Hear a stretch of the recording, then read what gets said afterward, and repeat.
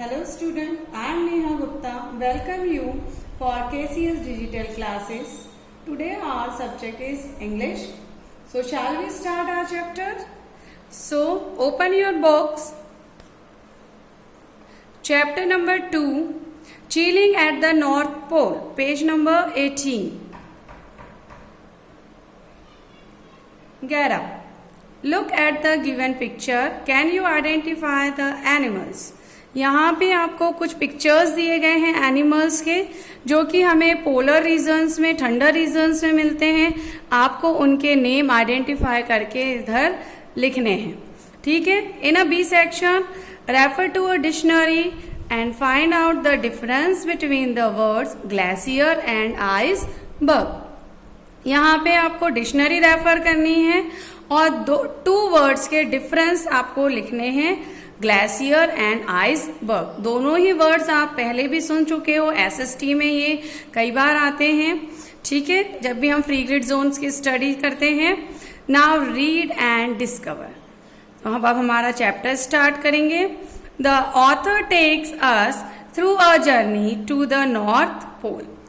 इस चैप्टर के ऑथर ने हमारी जर्नी लेके जा रहे हैं कहाँ पर? नॉर्थ पोल पे, जो कि फ्री ग्रिड जोन्स में 0 डिग्री लॉन्गिट्यूड, जो कि कंप्लीटली जहाँ पे बिल्कुल भी सनरेज नहीं पड़ती है, जिसके कारण साल के 12 महीना ठंड ही ठंड, कंटिन्यूअस स्नो आइस जमा हुआ रहता है.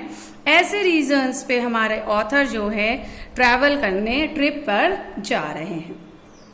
He described the adventures and the sights so vividly that the reader can visualize everything.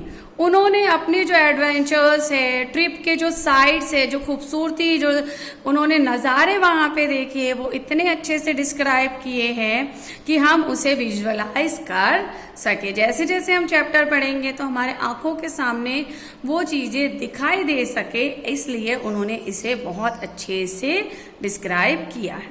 Read on and find out what the trip was all about.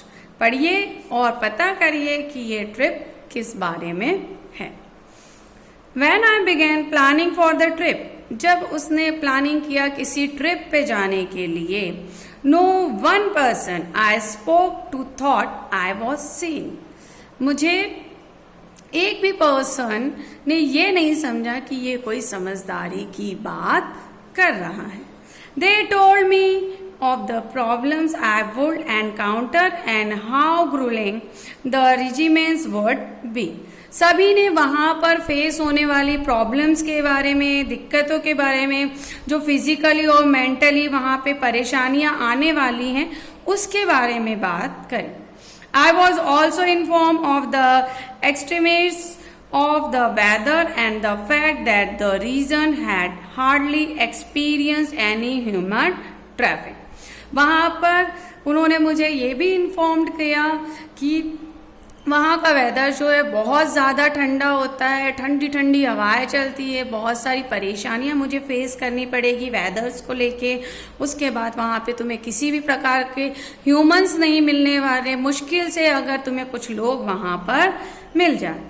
I have been to almost every place on the planet.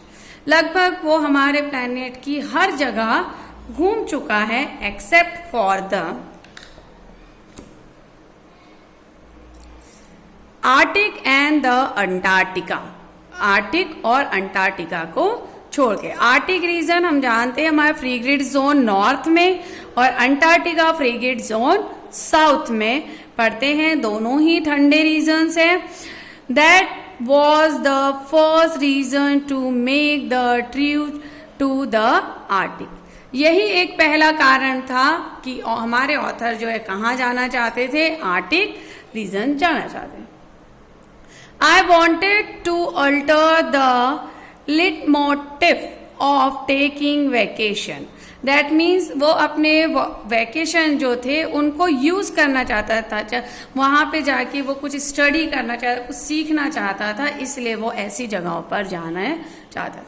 For me the trip was as much about the travel as about the challenges that lay ahead. That means वो जो trip थी उसके लिए trip से ज्यादा वो एक challenge था जो आगे जाके वो फेस करने वाला था। I arrived in Bergen, which is the southwest of Norway, to take the ship to the Arctic Circle. सबसे पहले वो कहाँ पहुंचे हैं? बर्जन पहुंचे, और वहां से वह बर्जन कहाँ पड़ता है? साउथ वेस्ट ऑफ नॉर्वे, और वहां से उन्होंने शिप लिया कहाँ जाने के लिए? आर्टिक सर्कल जाने के लिए। From there we began a 12-day journey, वहां से उन्होंने अपने 12 दिन की जर्नी की शुरुआत करी। Of which 5 would be without any form of communication, उसमें से जो 5 थी उनके 5 डेज जो थे वो ऐसे बीतने वाले थे कि जहां पे किसी भी फॉर्म का वो कम्युनिकेशन किसी के साथ नहीं कर सकते थे। No internet, no mobile, nor any form of contact with the outside world, बाहर की दुनिया से उनको कांटेक्ट करने के लिए ना ही उनके पास इंटरनेट था और ना ही कोई अदर कनेक्शन थे।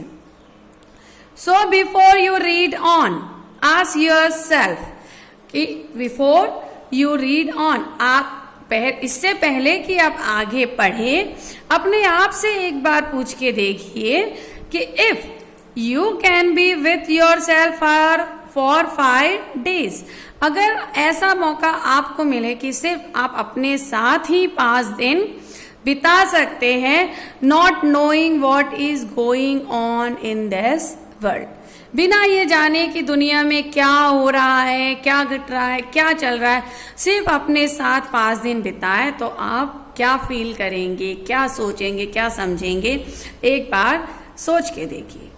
From Bergen we continue our journey to north, Bergen से उन्होंने अपनी कंटिन्यू आगे बढ़ाई कहाँ की ओर? नॉर्थ की ओर।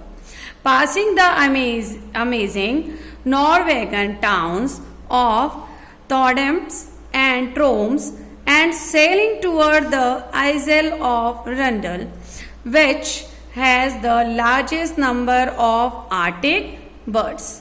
That means वो रास्ते में जब जा रहे हैं उनको एजल ऑफ रंडल, जो कि जहाँ पे नंबर ऑफ आर्टिक बर्ड्स, अनगिनत आर्टिक बर्ड्स देखने को मिले।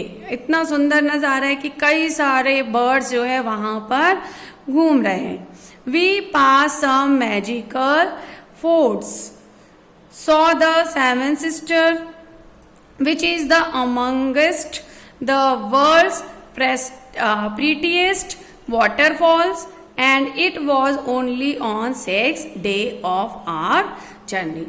That means उनके जर्नी के 6वें दिन ही उन्होंने 7 सिस्टर देखी, जो कि प्रीटीएस्ट है पूरे वाटरफॉल्स में, वर्ल्ड के प्रीटीएस्ट वाटरफॉल में गिने जाती है, वो उन्होंने देखा। That we began pushing further north, उसके बाद वो आगे नॉर्थ की तरफ बढ़ते गए। इन जियोग्राफिकल टर्म, अगर हम जियोग्राफिकल टर्म की बात करें, when you cross a latitude of 70 degree north, जब आप नॉर्थ के 70 डिग्री लैटिट्यूड को क्रॉस कर लेते हैं, that means you are within the arctic circle, आप किसके अंदर हो जाते हो? आर्टिक सर्कल के अंदर पहुंच जाते हो। But then we were not going to be happy with just that, क्योंकि ऑथर का ये टारगेट नहीं था, उन्हें कहाँ जाना था? नॉर्थ पोल जाना था, तो सिर्फ आर्टिक सर्कल के अंदर घुस के वो खुश नहीं थे। The expeditions was to take us as close to the north pole as is legally permissible, इसके आगे जो है उन्हें जो एक्सपेडिशंस है, group of people with the definite objectives, जो कि उन्हें आगे के नॉर्थ पोल तक ले जाने वाले थे, जिन्हें लीगली परमिशंस थी। इसके आगे का चैप्टर हम नेक्स्ट वीडियो में बात करेंगे। तब तक आप इस चैप्टर को एक बार फिर से पढ़िए और अंडरस्टैंड करने की कोशिश करिए। Thank you.